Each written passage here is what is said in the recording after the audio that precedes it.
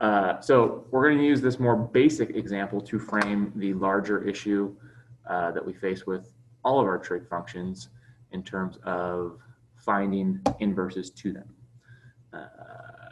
And it's illustrated by this parabola. So that if we try to find the inverse of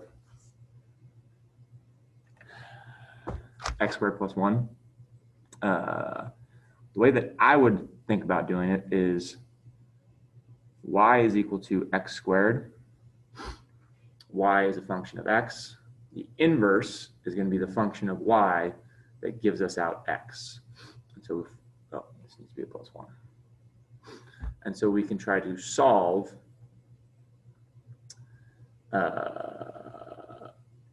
this for x. Okay. And so we would end up with x squared is equal to y minus 1, taking the square root of both sides. This is where we get our magical absolute value of x is equal to the square root of, that's how we want to do this? Yeah, sure. Square root of y minus 1. And then this leads to x is equal to plus or minus y minus 1. And what this really is a sideways parabola.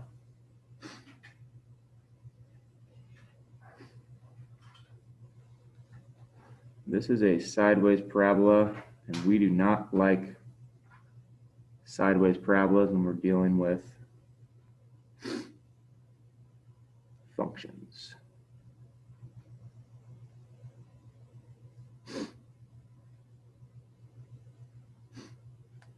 Let me see the nice y equals x symmetry here. Let me explain why this is a problem. Why can we not define f inverse of x like this? Is this a function that I just drew? No. No. And the reason that it's not a function is because the function whose inverse it is trying to be is not one-to-one. Okay? That's a function, that's fine. It passes the vertical line test. You show up at any x value, I'll tell you exactly what y value you're paired with. However, there are y values that match up to multiple x values. And so when we try to pull the inverse switcheroo, that's a problem. Because now, if you go to 4, for example, I don't know if I'm supposed to go to, if you go to 5, for example, I don't know if I'm supposed to go to 2 or to -2. And that's not a function. And so we can kind of do a workaround here. The way that we can do a workaround is to restrict the graph of this function here, or restrict the domain of our starting function. That if we were just like, hey, we're not going to let any negative x values live here. We're going to restrict our domain to only positive values. Well, now that kills off this bottom half of the parabola, the sideways parabola.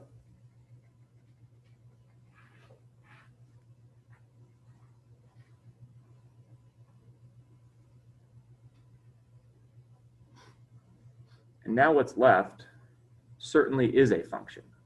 Okay? And so it would be perfectly fine to define f inverse of x in this situation as just the square root of x minus 1, where we're specifying that x must be greater than or equal to 0. We are restricting the domain in order to create an invertible situation. The fact that this does not pass the horizontal line test means that we can't create an inverse for its entire domain, but we can be savvy and can restrict the domain in such a way that we will have a inverse to that function. And so this is the exact strategy that we take when we start looking at the trig functions. So the trig function graphs are on the next three pages.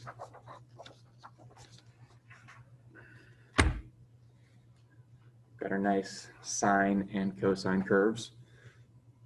Of course, are the same curve, just shifted. And in terms of function, actually, look at that real quick. Yeah, so let's quickly just look at the domain and range of these two guys. The domain of f of x that we created, that we restricted, went from 0 to positive infinity. The range then went from 1 to positive infinity. The domain of f inverse started at 1 and went to positive infinity. And the range started at 0 and increased. So what do we notice? Oh, it's a flip-flop. The domain of f is the range of f inverse. The range of f is the domain of f inverse.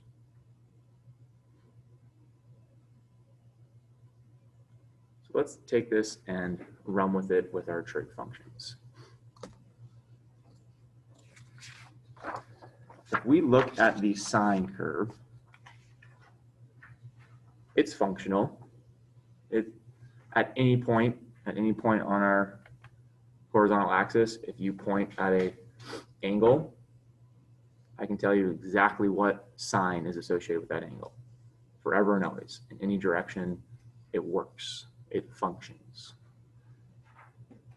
But because it's a periodic function, those function values just repeat ad nauseum.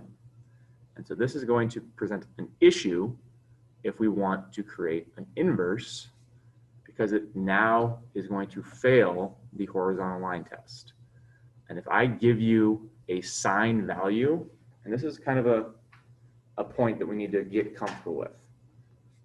Sine or cosine or any of our trig functions are going to take angles as their inputs and give you out that specific ratio, okay? So for sine, you give it an angle, it gives you the height around the unit circle.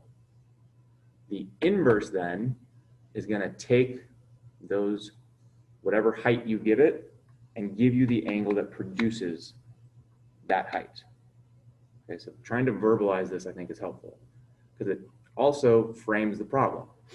If I give you a height around the unit circle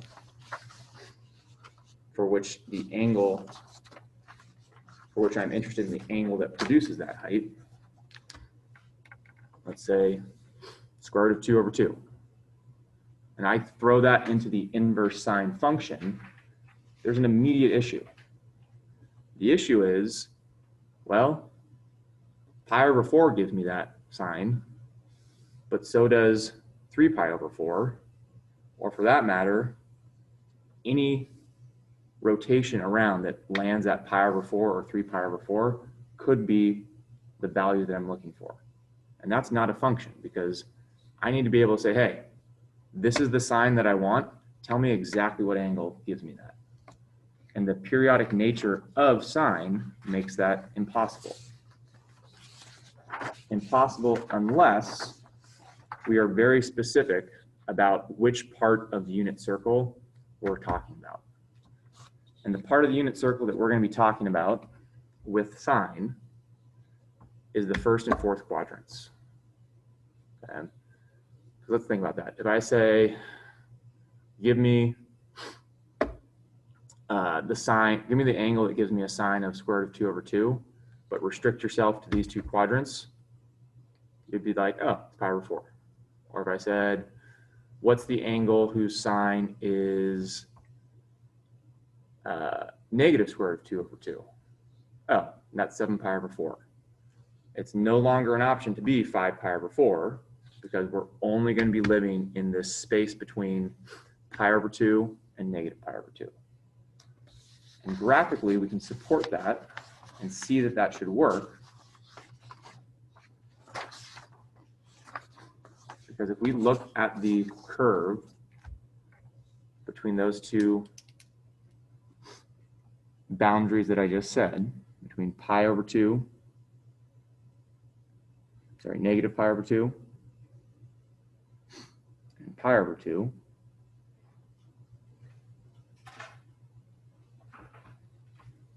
this is going to be our domain restriction.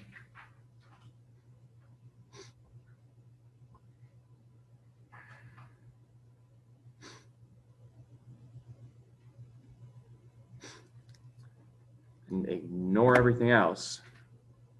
Ooh, now that's a pretty nice looking monotonic one-to-one curve.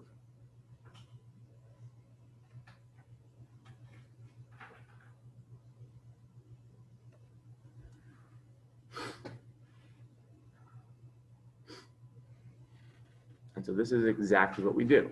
We say if we're going to be talking about the inverse function to sine, the machine that takes in sine values and gives me out the appropriate angle, we need to be talking only about stuff in between negative pi over 2 and pi over 2.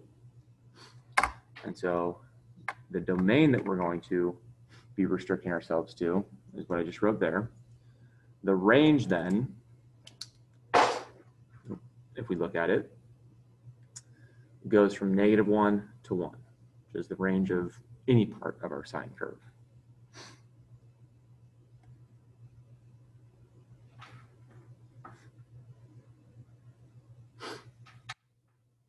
So then flipping this around, asking ourselves, okay, what does that curve for our inverse sine look like?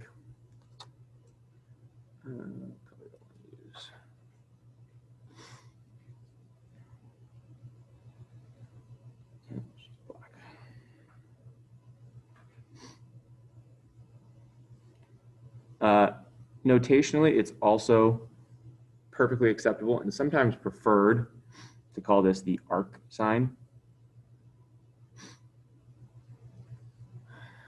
because it gets a little confusing that the inverse sine is different than the reciprocal of sine. Okay?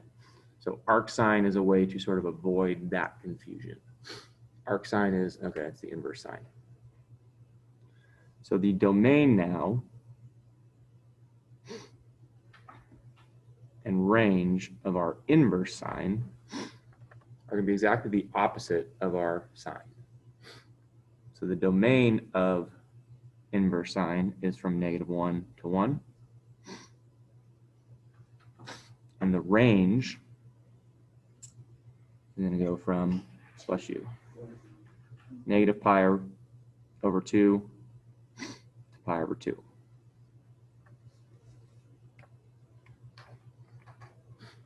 If we do a quick greatest hits of the inverse sine,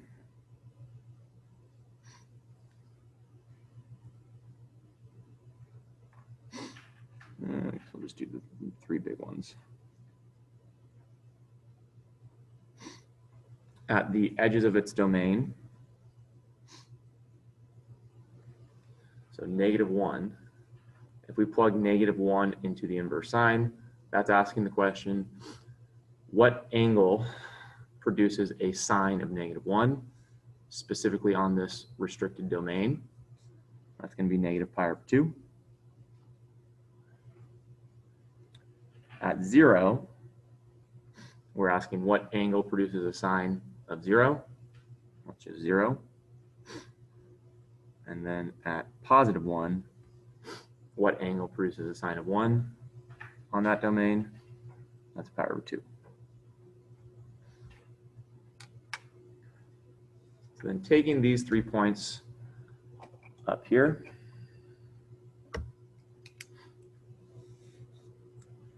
and this is a little funky because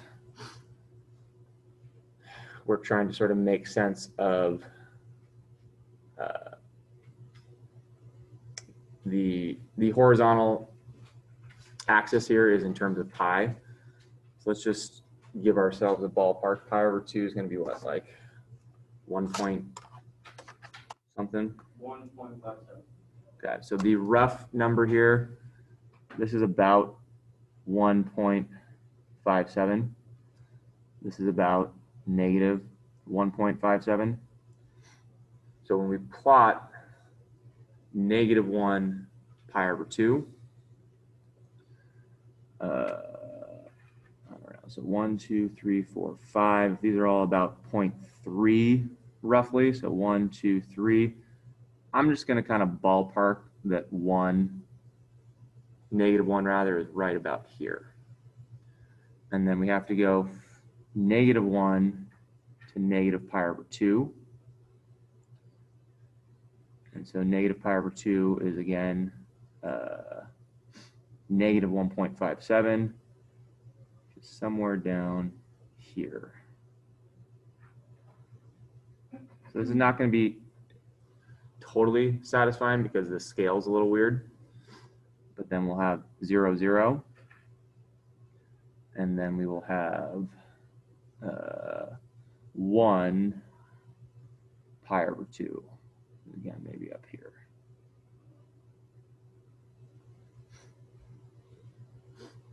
Again, these are not evenly scaled, so we're not going to get the super nice visual of this being beautifully reflected over y equals x, but we should still be able to get some sense of what this thing is doing.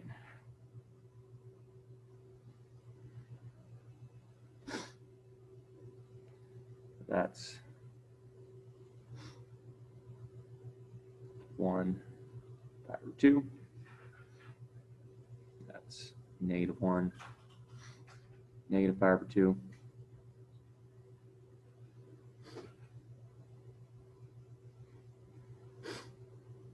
And so that is the curve of the inverse sine.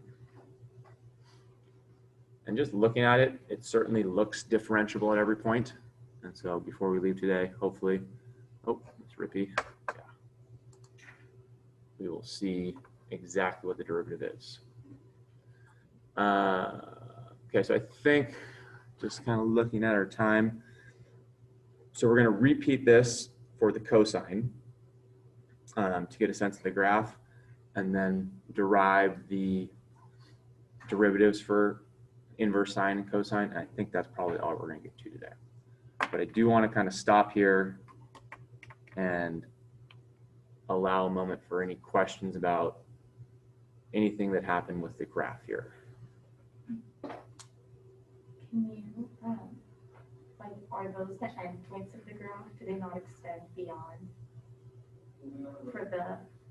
Those are the endpoints. Okay. Yeah, like the domain is, or the range is strictly negative pi over 2 to pi over 2. Okay, gotcha. Yeah, so it's kind of a funky setup, but and the range or the domain is strictly negative 1 to 1. Mr. Smith? Yes.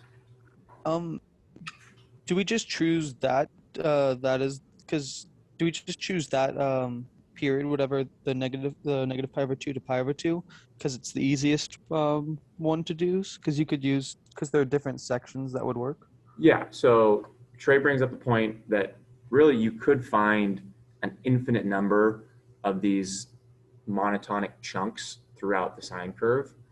And I like the way you put it. Yeah, it's just easiest to use these values because we're familiar with, specifically around the unit circle, the values in between pi over 2 and negative pi over 2.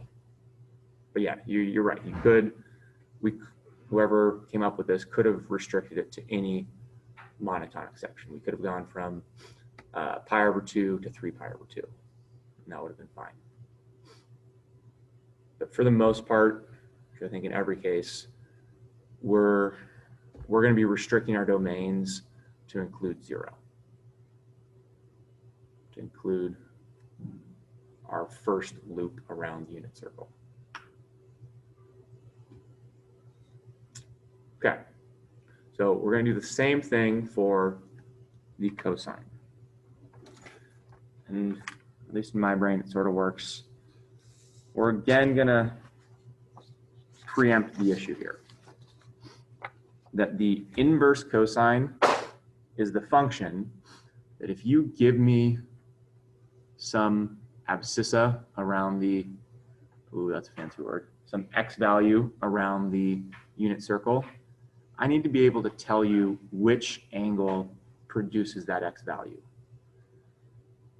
But that's an issue for, we'll use the same example, the square root of 2 over 2.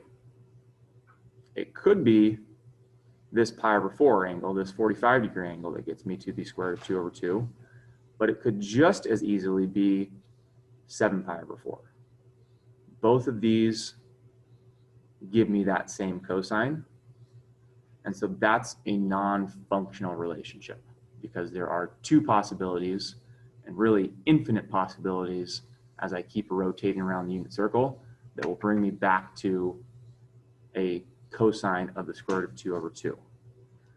And so in a similar fashion as we did with the sine, where we said sine is going to work in that function if we restrict it to the first and fourth quadrants, we shift with the cosine, and by the end of this we'll have half that are restricted this way, half that are restricted this way.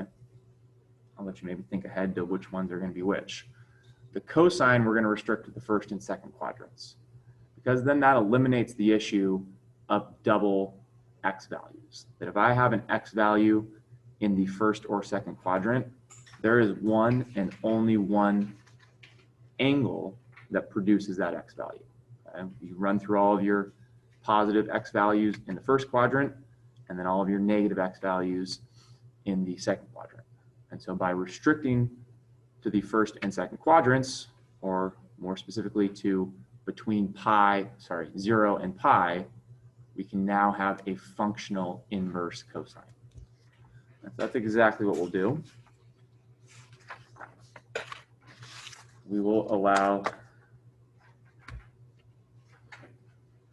everything to be chopped off our cosine except between 0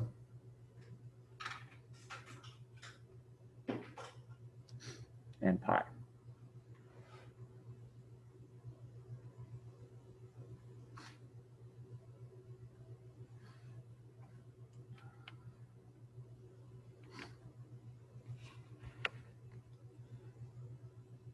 Which results in a nicely monotonic, in this case decreasing, section of our cosine curve.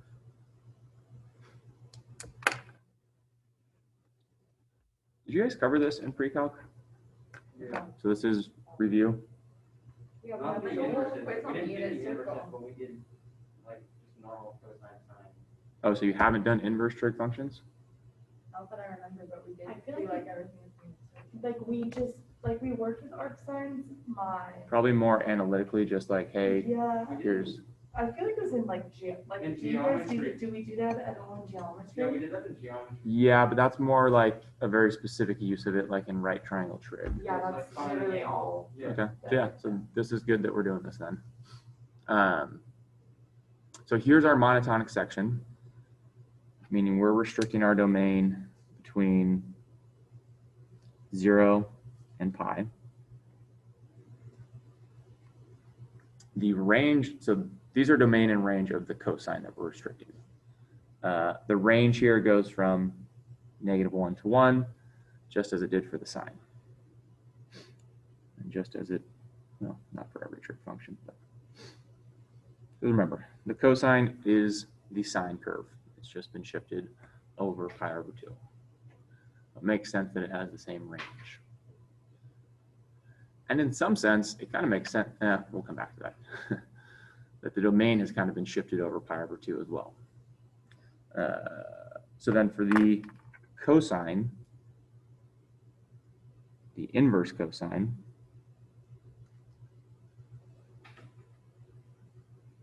or the arc cosine,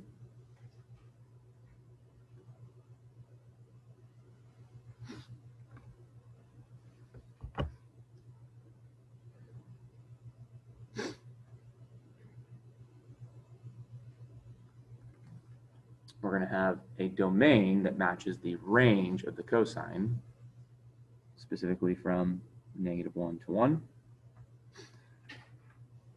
and a range that matches the domain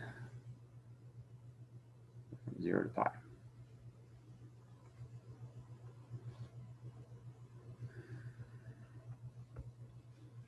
And in a similar fashion, kind of just building out these 3 main points.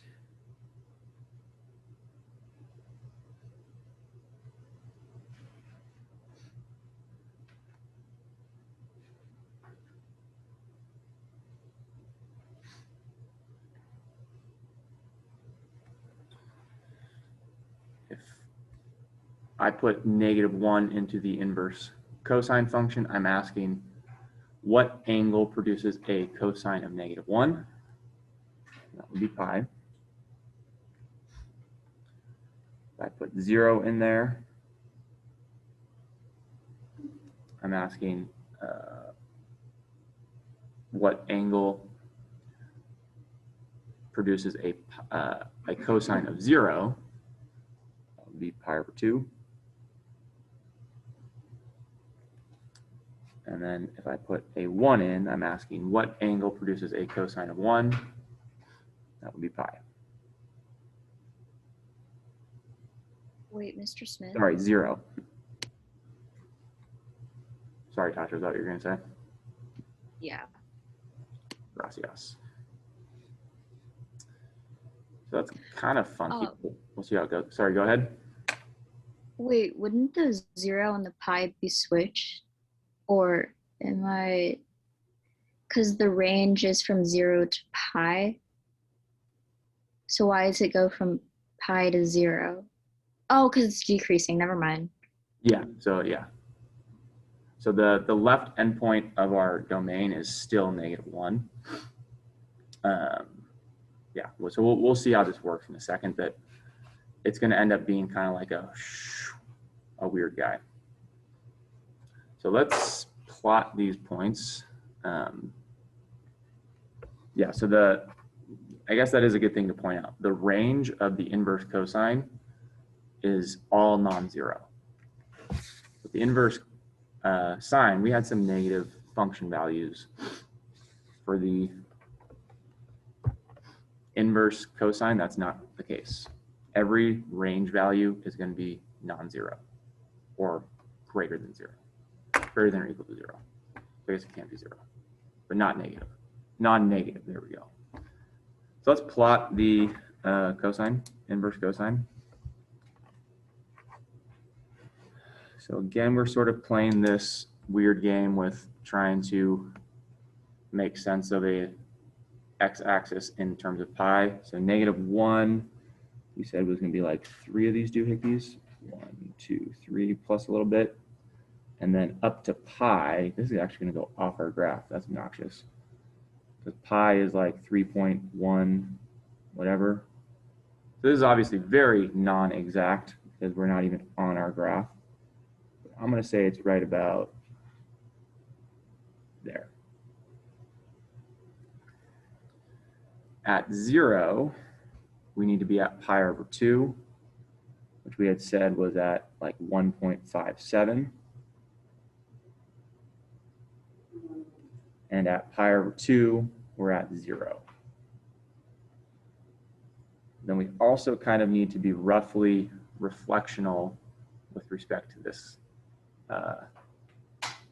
y equals x line, which I'm not going to attempt to draw because these x and y axes are not uniform.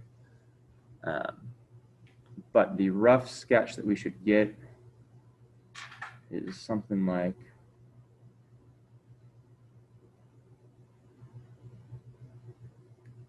Something like that. Not my best work. Isn't the- Yeah, there shouldn't be a dip there. That was bad.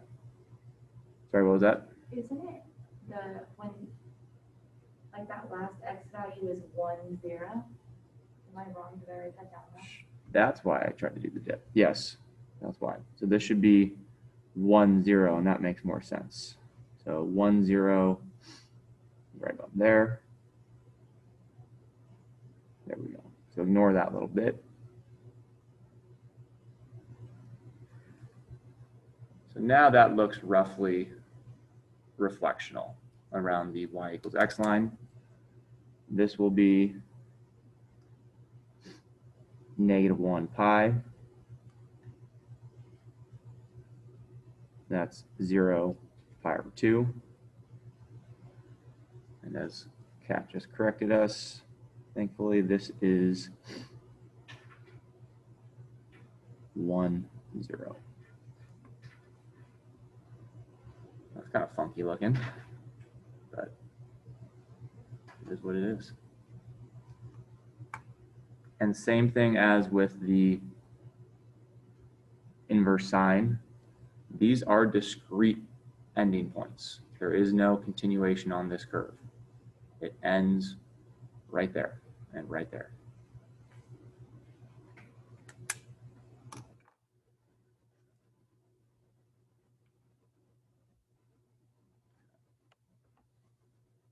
Questions about the inverse cosine, the arccos?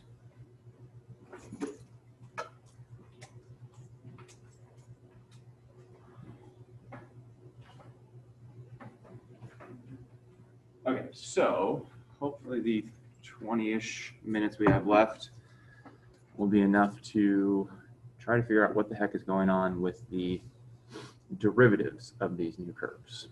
Okay. Cool. So we're going to jump into our notebooks now to do this. Yeah. That way? Yeah.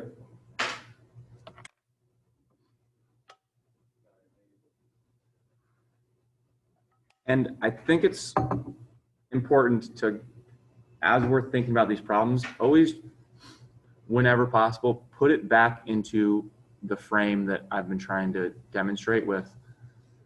Because you could see that I got a little bit mixed up at the end there because I stopped using that frame as okay.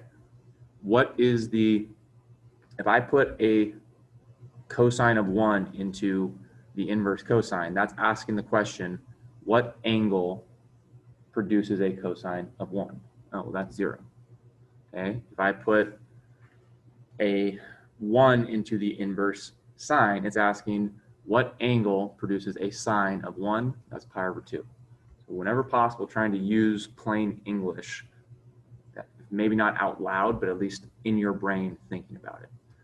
I think that is beneficial. Okay, so into our notebooks, we're going to tackle the derivatives of arcsine first, and then the arccosine because they are intimately related. Oh, I guess I didn't put it in this notebook last year. We're freewheeling. What else is new? Mr. Smith going off the cuff.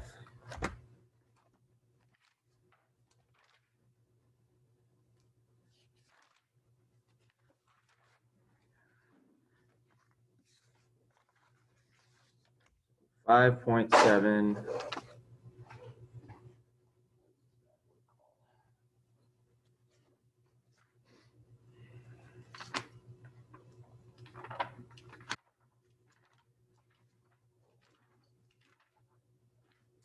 Inverse trigonometric functions. I guess that's aptly named.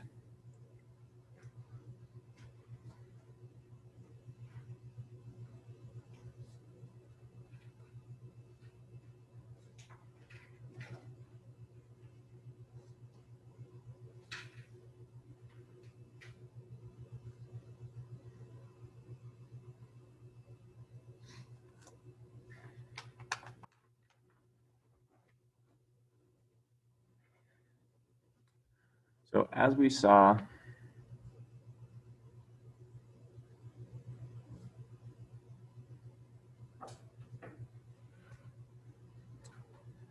in the note supplement,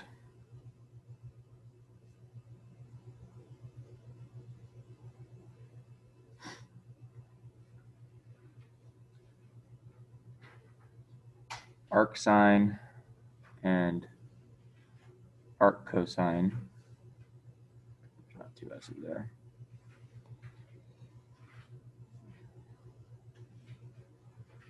are the functions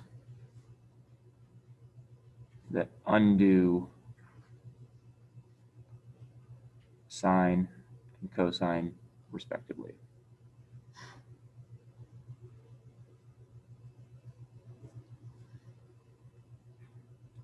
Each takes in a sine or cosine value and gives out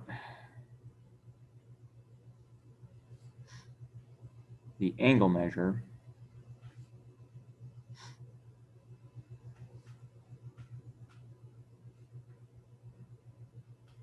that produces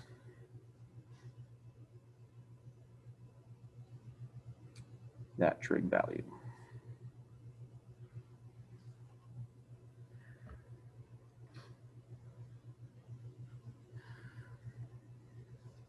Well, in order for that to actually work, because of the periodic repeating nature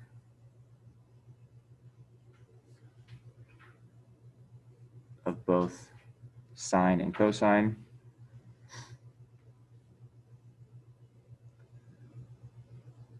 we restrict their domains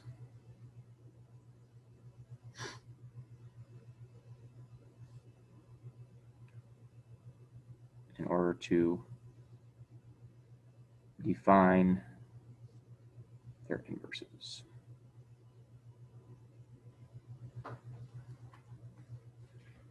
So the first thing we're going to do is just give you the definition with the domain restrictions on both the inverse sine and inverse cosine, and then we will try to, we might only do the, we'll see what we get to, derivative of cosine, or of sine, but so 5.7.1, so the formal definitions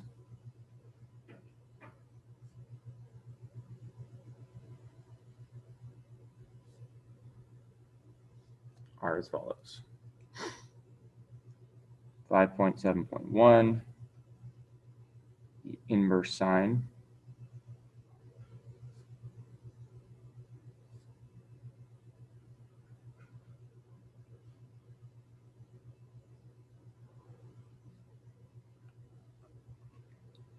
is defined as the inverse sine function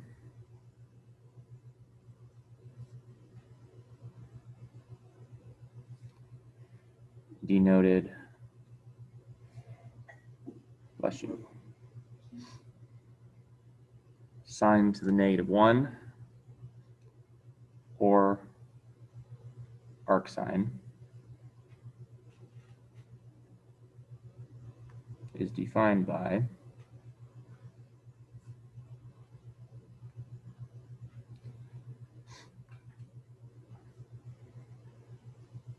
inverse sine of x is equal to y if and only if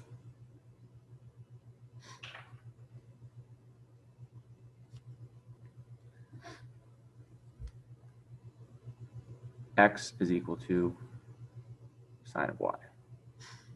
That this y value, if you throw it back into sine, gives you x. Or actually, I think framing it the way that we have, if you take some sine value and put it into the inverse sine is going to give you the original angle that produced that sine value. That's a better way to think about that. However, this needs to be restricted between negative pi over 2, and pi over 2.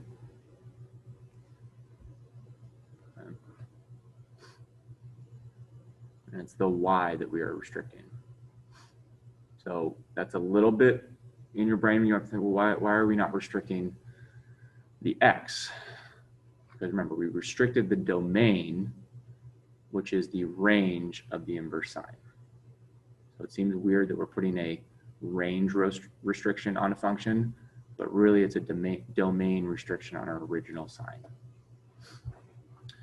And then likewise, the cosine, or the inverse cosine, is 5.7.3.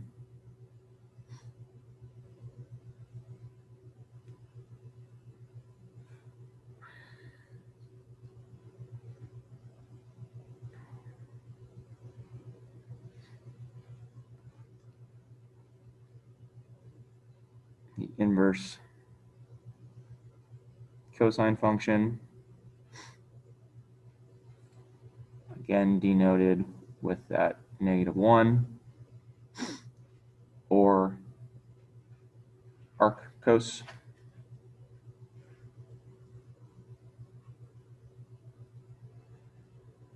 is defined by y equals inverse cosine of x if and only if x is equal to the cosine of y. Again, if you put in some angle into cosine and it gives you the cosine value, you then take that cosine value and put it into the inverse cosine. It needs to give you back that original angle. It needs to tell you what angle produced that cosine. And again, we're going to apparently restrict the range of this function, but really it's a restriction on the domain of its inverse. And that restriction is from 0 to pi. First and second quadrants here, first and fourth quadrants here.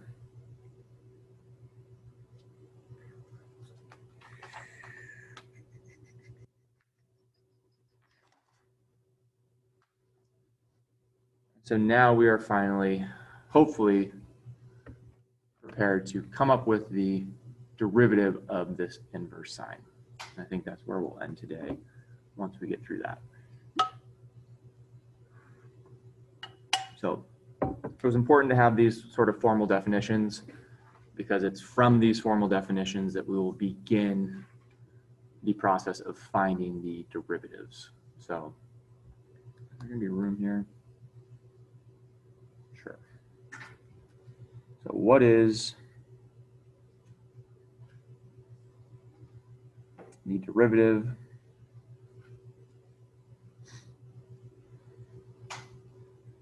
of inverse sine?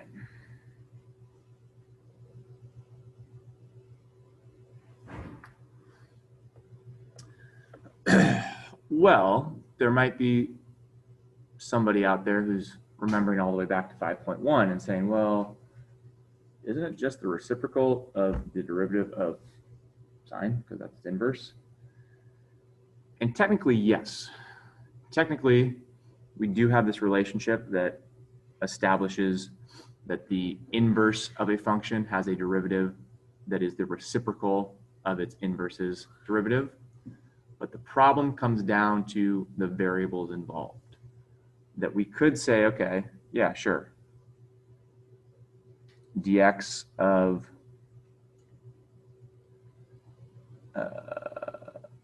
inverse sine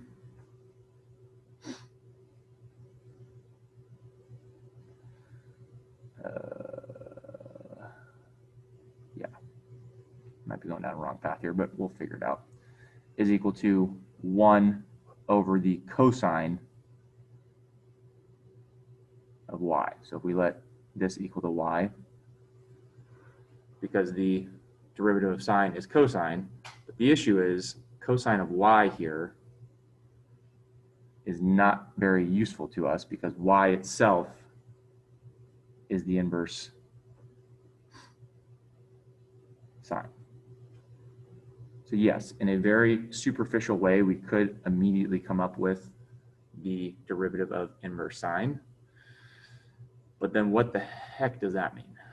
So the goal of this sort of proof or derivation is to get a sensical statement for cosine of y. Because right now we don't have a sensical statement here. So we're gonna have to attack this a little bit differently. Specifically, we're gonna say, if we let y equals the inverse sine of x, the definition of the inverse sine tells us that this is only true if the flip side is true. Specifically that x is equal to the sine of y. And now this is something we can kind of mess with a little bit. This is all sort of friendly stuff to us. And so if we differentiate on both sides with respect to y,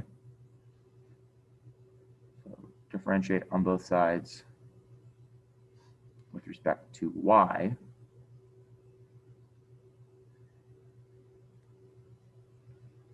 we'll end up with dx dy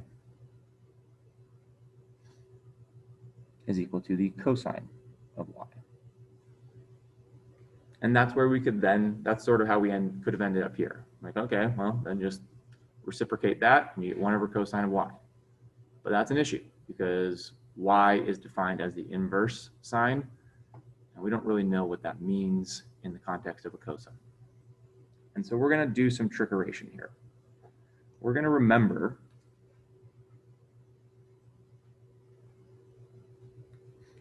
one of our more fundamental trig identities, that the Pythagorean theorem gives us this lovely cosine squared x plus sine squared x is equal to 1. I'm sorry, but here we're going to use y. We're going to use y's. Variable does not matter here in terms of the identity. Well, we just said that the sine of y is equal to x, so let's sub that in. We can have cosine squared y plus x squared is equal to 1. Or more specifically, that the cosine squared y is equal to 1 minus x squared. But we don't really care what the cosine squared y is. We want the cosine of y. Taking the square root of both sides, we've now sort of finagled our way into a definition of the cosine of y that we can mess with. Instead of just having to plug back in the inverse sine of x, and sort of like deer in the headlights, now when we say, oh yeah, the derivative of the inverse sine needs to be 1 over cosine of y, well, what the heck is cosine of y? It's the square root of 1 minus x. And so that might seem like a little bit of trickeration, and it kind of is, but that's also the definition of the derivative. That for y equal the inverse sine of x, dy dx is equal to 1 over the square root of 1 minus x squared. Or more generally, this is 5.7.2 theorem.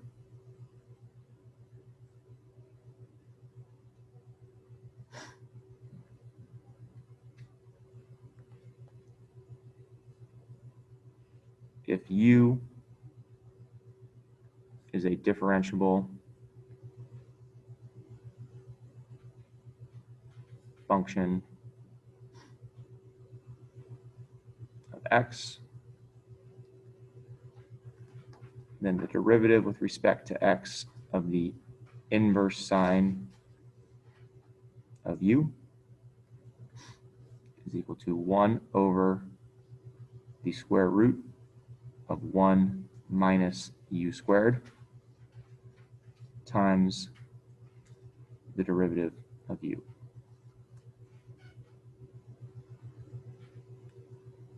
This is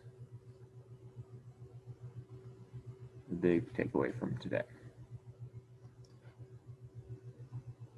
Because I don't want to rush, we'll just do a quick example with this definition and then leave cosine for another day. So the example here, example 1,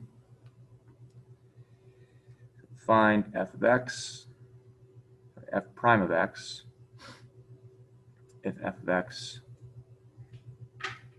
is equal to the inverse sine of x squared.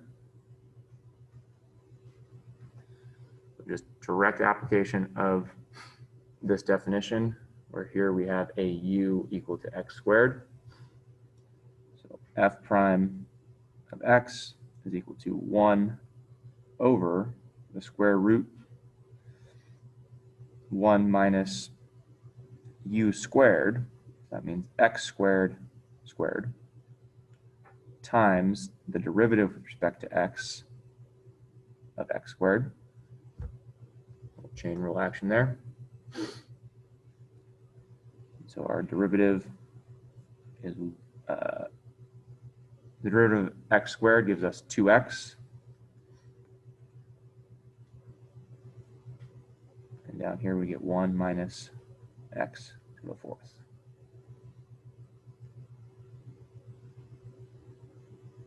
Okay. So this is again sort of keeping with the theme of this chapter, sort of just a loose end. Are the inverse trig functions going to be a massive focus on your AP test? Probably not. But this is just one of those kind of last little skills that could very well show up in some form. But I think just speaking generally of our course in whole, we have these big ideas of differentiation and integration, and that's, as the next couple months progress, that's the big picture that we're going to get laser focused on. Everything else is kind of details that adds to that. So I know that this chapter can be a little bit overwhelming with topics that we're not maybe 100% comfortable with or have a ton of experience with. But I just want to caution you not to feel overwhelmed by it. In BC, you'll revisit this even more, but it's not a huge focus on AB. I'm probably just going to push the 5.7 assignment into next week's chunk of stuff. Probably, I mean, there's some stuff you could try to do.